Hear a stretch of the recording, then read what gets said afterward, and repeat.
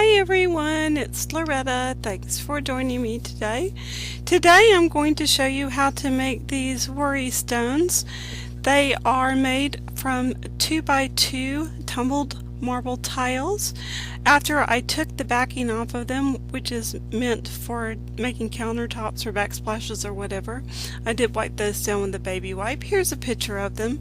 I will be including a link to where you can buy the tiles themselves.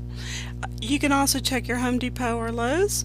I'm using archival ink today to stamp on these, and I'm just using very even pressure and using a Hero Art stamp to stamp the tree into place, and I'm going to be stamping all 4 of the trees at once.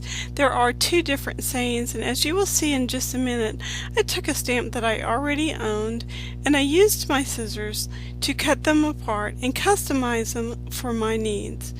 What I don't show in this video is that between the steps of stamping, I do take my heat gun and dry the tiles completely so that the ink does not bleed from the tree into the words. I also used archival ink in black to stamp the sentiments on these.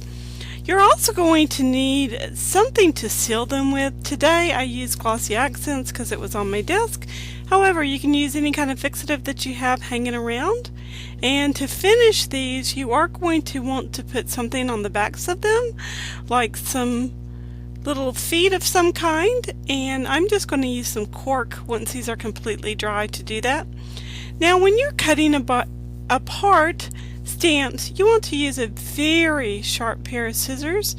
You are watching this video in 2x fast forward mode, so at this time I'd like to tell you that I took my time to do this very carefully as to not do any real damage to this stamp. I can always put it back together exactly like it was in the packaging at a later time should I want to. Of course, it will no longer be together, but I can use it in exactly the same way as the artist and manufacturer of the stamp, which is Stampabilities, had intended in the first place. I do recommend that once you get these all cut out, that you put them on your acrylic block, use your ink, and stamp them onto a scratch piece of paper, or in my case I stamped them onto the paper that I was using for my project. Now, you do need to use a fair amount of pressure to get these stamped correctly. I did rock these a little bit with my hand only because I could see through the actual acrylic block that if I didn't, the ink would have been uneven. Since these are unsealed tiles, you can't just use something like hand sanitizer to remove the ink.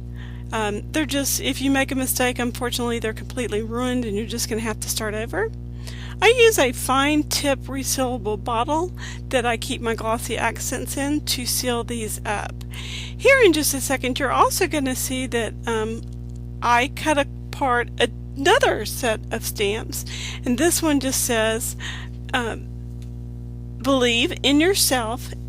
It actually had 4 small flower tiles with a believe in yourself in the middle, but I do finish stamping all 4 tiles and sealing those, as you will see, once again with the glossy accents. Now, if you do use a spray fixative, you're going to want to spray that outside or in a well ventilated area and allow it plenty of time to dry. It is quite humid today here in Maryland, but it is very breezy, so my tiles, even though I put quite a bit of glossy accents on them, as you can well see, are going to take about 1 to 2 hours in total to dry. Sometimes it takes longer, sometimes it's shorter. It's just according to where you live, so stick with it. Still pictures will follow this project. I hope you will give these a try. I am going to be selling these in my Etsy store if you are interested. The link will be down below in the form of a caption, as well as in the description box of this video. Email me with any questions. Thanks for joining me today. Please rate, comment, subscribe, thumbs up if you like this video, and remember, stamp happy, be a blessing.